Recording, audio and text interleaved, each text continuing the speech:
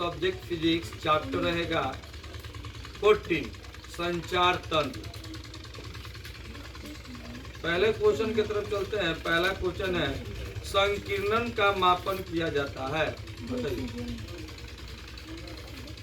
डेसिबेल में, जोर से थोड़ा बोलिएगा।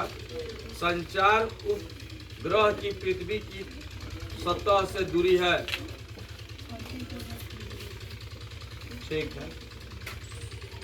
UHF आवृत्ति का तरंग प्रायः कैसे संचारित होती है, ठीक है। इनका हेक्स का अर्थ है, ठीक है, दे दीजिए। लघु तरंगों का प्रास है, ठीक, सही है।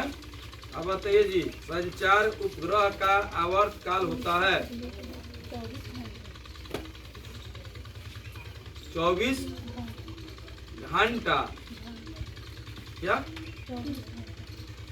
क्या उच्चारण कर रहे हैं, सही बोलिए। 24 घंटे, ठीक है। याम मंडुलम सूचकांक का मान होता है, ठीक है। वैसे ही तो जो मॉडुलन तथा विमंडुलन दोनों का कार्य करता है उसे कहते हैं, क्या उच्चारण की, फिर से बोलिए तो।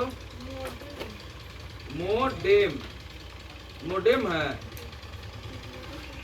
ठीक। मोबिलिटी की एसआई इकाई है, ठीक है। एम्पियर माइनस है, बोलिए। एम्पियर गुना में क्या है, एम्पियर गुना क्या है, और बटा में क्या है, ठीक है। बैठो, एक नंबर दे दीजिए। मंडुलम कितने प्रकार का होता है, ठीक है। बताइए जी नीतू कुमारी, मंडुलम के विपरीत प्रक्रिया को कहते हैं,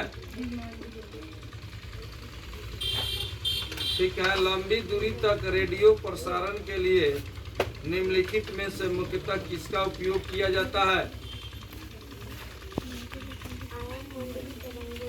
ठीक है। इनको एक नंबर दे दीजिए। पृथ्वी के किसी स्थान पर एक टीवी प्रेषण टावर की ऊंचाई 245 मीटर है। जितनी अधिकतम दूरी तक इस टावर का प्रसारण पहुंचेगा वह है, ठीक है। टीवी प्रसारण के लिए जिस आवृत्ति परास का उपयोग होता है वह है, बताइए। कितना से कितना के बीच, बहुत नामियर क्वेश्चन है। इसको बिहार बोर्ड 1, 2, 3, 4 बार पूछा हुआ है क्वेश्चन। टीवी प्रसारण के लिए जिस आवृत्ति प्रसार का उपयोग होता है वह है, नहीं बता पाए, चलिए आप बताइए।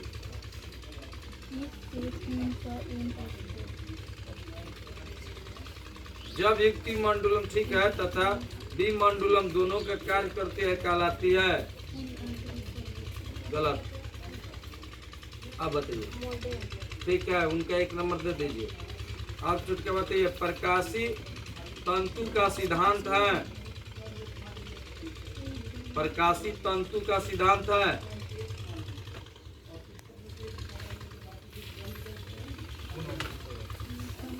ठीक है। इनको एक नंबर दीजिए।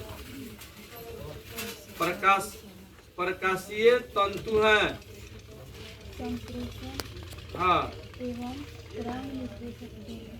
ठीक।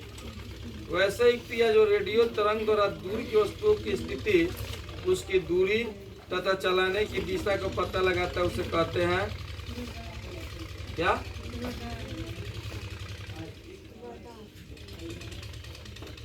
क्या बोलेंगे आप,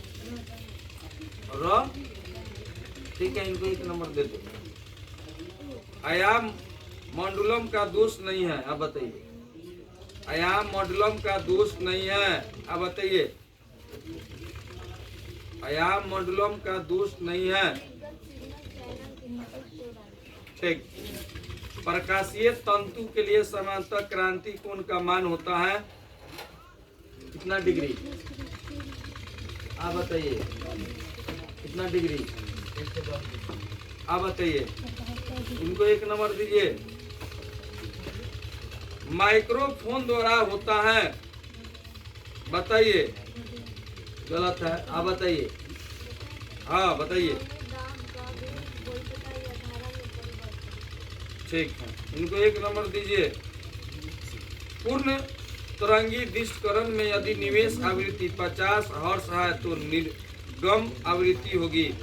बताइए जी अंकित कुमार, बताएंगे? हाँ बताइए। एच एच ठीक है, इनको एक नंबर दे दो। मंडलम वह युक्ति है जिससे, बताइए आप। एक रेडियो वाहक आवृत्ति पर जानकारी अंकित होती है। ठीक है, इनको एक नंबर दीजिए। डिजिटल संकेत में संभव है, बताइए आप। डिजिटल संकेत में संभव है।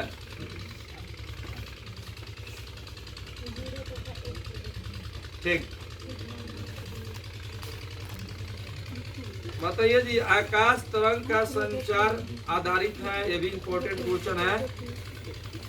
बताइए आप। नरगिस का तुना बताइए।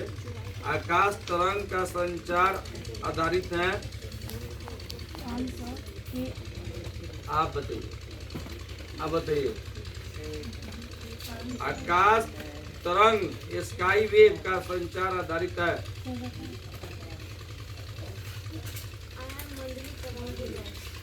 हाँ, और आयाम मंडली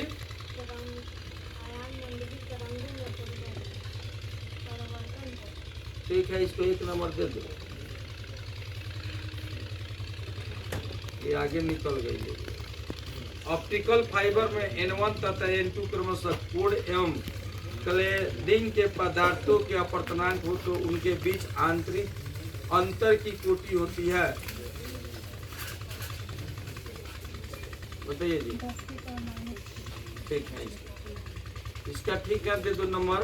उपग्रह संचार में विद्युत चुम्बकीय तरंग का कौन सा भाग प्रयुक्त होता है? अब बताइए। आप बताइए, बताइए। उपग्रह संचार में विद्युत चुम्बकीय तरंग का कौन सा भाग प्रयुक्त होता है? बताइए। बराबर हो गया। तो आप जी बोलिए, आप ही बताइए। ठीक है, उनको एक नंबर दीजिए। इनके भू तरंगों के प्रेषण में प्रयुक्त आवृत्ति परास होता है, बताइए। परास, हाँ, ये हाँ हाँ ठीक है, इनको एक नंबर दे दीजिए। आकाश तरंगों द्वारा संचरण के लिए उपयुक्त आवृत्ति परास है क्या? नहीं, फेल हो गए। चलिए जी, आप जी, आप अब बताइए।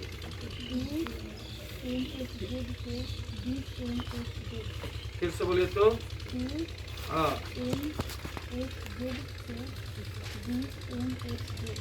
ठीक है। क्षीणता को मापने के लिए निम्नलिखित में कौन मात्रक सही है? क्या? डेसिबल। हाँ, चलिए जी, आप बताइए।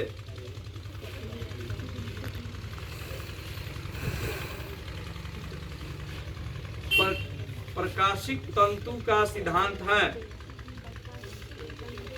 सिद्धांत है, बताइए तो।